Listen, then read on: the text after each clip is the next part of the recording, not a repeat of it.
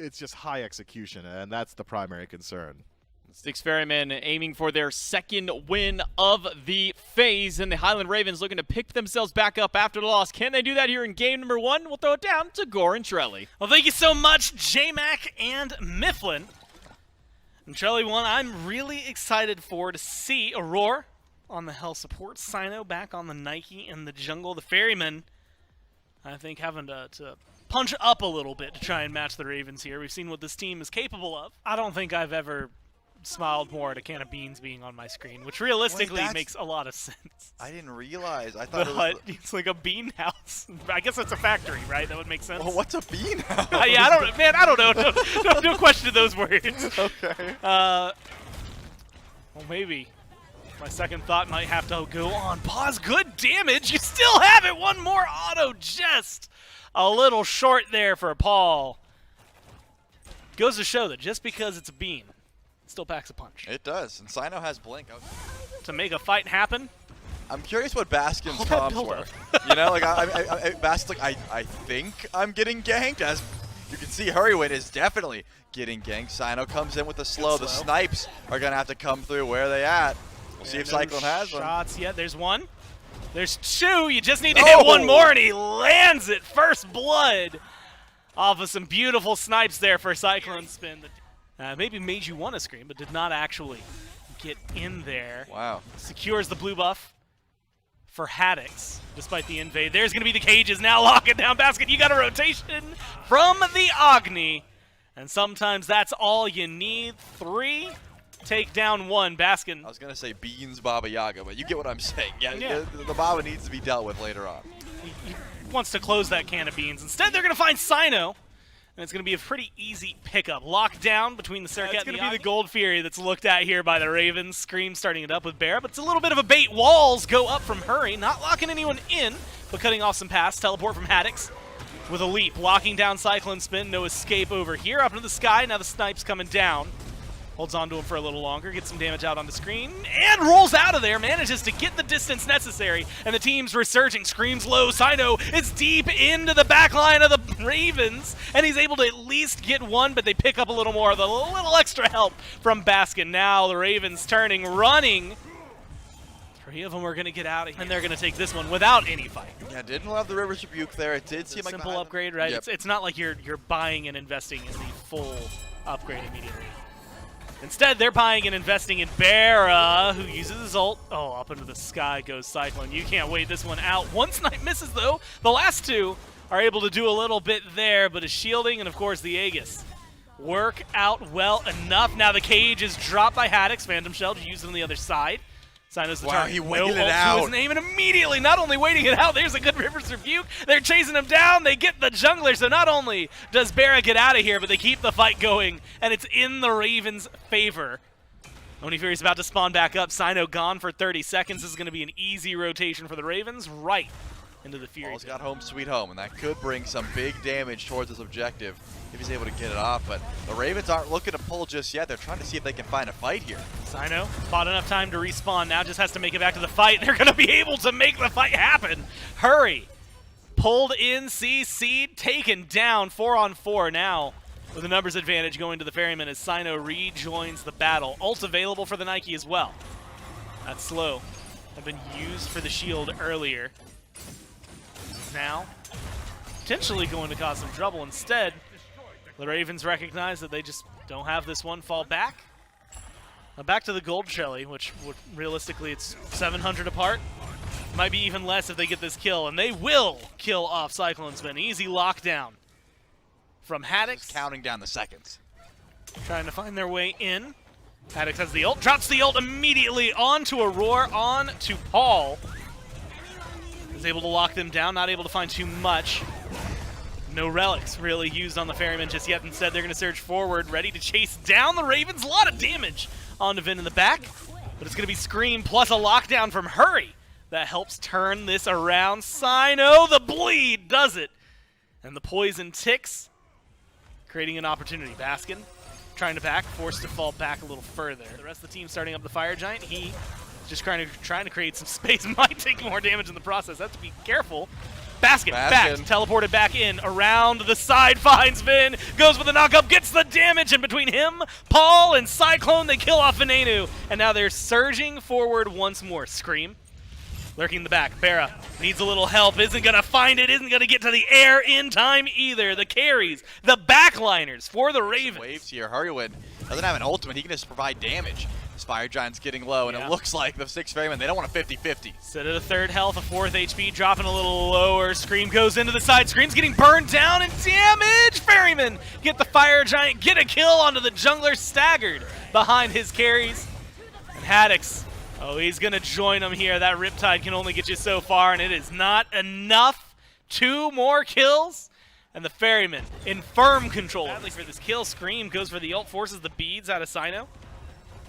Maybe they're going to count that as a win, but the last few times they've killed Cyno, something big has happened for the Ferrymen. River's Rebuke goes up. Phantom Shell popped. Left side Phoenix gone. And Trelly, it continues this trend of things that go well for the Ferrymen, even if they lose Cyno. Wait, the pause is to see what the Ravens will do. 1/3 HP, dropping fast, 25% for the Fire Giant. And it's getting burned. Ferrymen secure that one, no problem. Looking for kills afterward. They have River's Rebuke, but the Phantom Shell is available, and Cyno is splitting off towards left, and here's a 1v1. You had called it. This is what Scream has been looking for the entire time. The Thunder! It's the damage as well! Finds the kill. 1 and 5 for Cyno, but that is the energy. That is what the Ravens needed to get the motion going. They're going to be moving forward. Baskin low.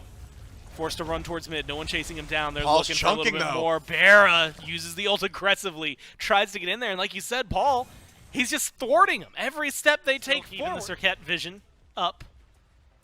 Cyclone might be the target. Fire Giant. 1/3 health. Snipes good! Venenu out of the fight and gone. Baskin might be the sacrificial lamb here. Scream wants it. Scream gets it. They might be able to find a little more. Good leap from Paul, but the follow-up Paul's from gotta die Haddix here. is going to get the kill. Scream, leading everybody on a chase through the world, gets a good taunt onto Aurora. And with the help of Haddix, has the stun, has the capabilities to peel away the duo lane of the Ferrymen. Off for the Ravens, getting some gold. Left side still pushing down. They're just going to get aggressive into the Phoenix, and unless there are some backs from the Ferrymen, might be able to take it. Cyno gets deleted! Oh my god, the damage from the Ravens is too much. Now Baskin, well, he's going to be fine. But Scream didn't really put that much in to the fight. Instead, it's going to be the cage down. Paul's going to follow the Cyno treatment. Ravens, they hold on a little longer. That gold lead, not only does it dwindle, it's a triple kill for Bera. And that enhanced Fire Giant finally falling their way. 3 down. I said Paul goes uncontested, and for the first, 30 minutes of the game, that was true. Cyclone Spin's getting aggressed upon, and Scream wins that handily. He's going to die in the air.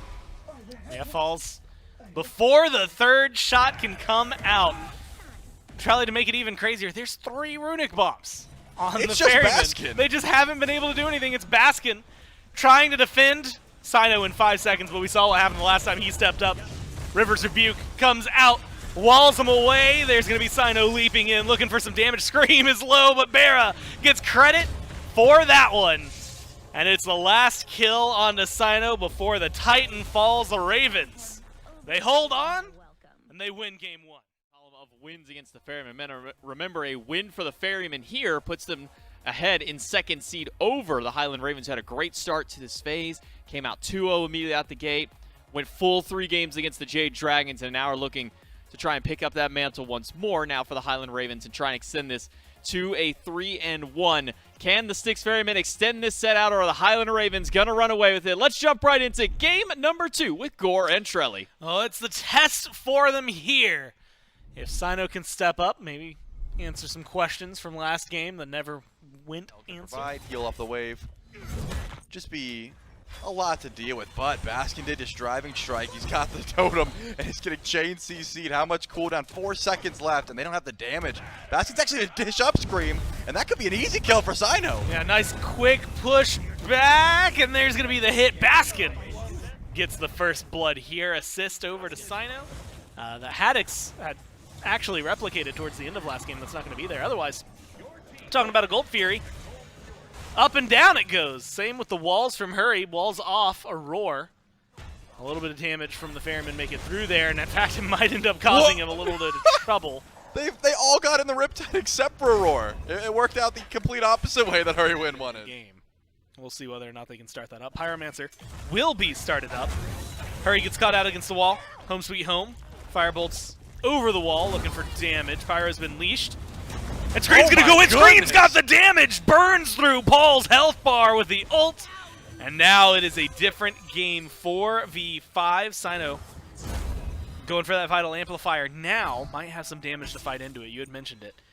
We need to see the Surtur in the jungle do a little bit more. What a beautiful ult from Hurwin. Locks them all in. Oh my god, it works so well. And they find 3. Now let's go ahead and call it 4 more kills. A triple for Haddix. A full-on deicide 15 minutes in from 0 to 100. And it's all on the back of Hurwin. What a perfect lineup there. Rivers Rebukes like that come once every couple of months. You really can't line him up any better than that. And Hurrywin still giggling. Haddix gets the triple kill. Look at his build. It's all tank stats. That was just so much damage coming from the entirety of the team. And dropped by the Ravens. They're going to turn their eyes back over here. Cyclone and Roar, no, they need to get out of here. Good Rivers Rebuke. This time it only locks down 1. And how you walk back to this lane without a Phantom Shell, I don't know. But the Ravens make sure you are punished for it. The Ferrymen are down 7-1. Left side Phoenix being knocked at 17.5 minutes into this. They don't even need a lot of healing. They're going to take the bird down fast. And there's not much the Ferrymen can do. Going to grab the tier 2 here. I guess, okay, Barra and Van are going to stay to guarantee that goes down. And now Haddix is chasing down. Did they leave Aurora? Is it just Aurora? Yeah, Aurora hung out to dry. Granted, it's 1 support versus 2 frontliners, which means the damage should be going in their favor, right? Haddix has enough between him and Hurry to slowly whittle this hell down. Hung out to dry. Picked up by the Ravens, 8-1. Don't have to worry about that left side Phoenix spawning in. Here comes Haddix already. Gonna ult right into the back immediately onto Aurora. Gets the prot shred. And a good knockup. Right side Phoenix burned down by the rest of the team. For a blink? Or it might be Haddix. Leads the way, brings some minions in for the team. They go in and get aggressive. Phoenix is the primary target. And that's what Bear is focusing on. Bear's going to get that one, Scream. And a 1v1 with Sino, wins that one, sends him back to the fountain. Ravens playing it safe, Shelly. Looks like a retreat, but hide in the jungle play could be the idea. Scream leading the charge here. Baskin's going to walk up. Oh, no. And they've got plenty of damage. No. And Baskin is gone. That's it. Now they're going to every second of it. Because it was beautiful. And it has put the Highland Ravens in this position. Try and knock this one down. Sino goes up into the air. Sino comes crashing down. That ult gone. A little bit of utility missing. Now for the Ferryman. Rivers Rebuke. It brings in 4 one more time. And they're just looking for the kills. They find 2 in an instant. Aurora brought back by the Riptide. Baskin alone after the deaths. And Paul stands true. They're going to dive the fountain for this one, but in an explosive last 10 minutes, the Ravens, they win game 2, and they win this set. Let's take a look at the standings as well, just to see how everything has shaken up after 2 full weeks of play. As mentioned, Camelot Kings and Oni Warriors, both undefeated, 4-0. Start out their season. Highland Ravens at a 3-1 with their win over the Ferrymen. That leaves the Ferrymen and the Hounds tied at the bottom, and 3rd place at 1-3. With the Oni Warriors at the top, right behind them, Jade Dragons 2-2. Atlantis Leviathans have been able to find 1 win so far at 1-3. The Gilded Gladiators, the only team so far that has not been able to find a successful set for themselves. Now looking for them to be able to try and get their first set win moving in to week number 3 of the SPL. It's been a fun weekend, Mifflin. A lot of 3-game sets. I think we've actually had one every single day at the very least. With some of the matches we have going into next week, I expect we'll probably see quite a few more.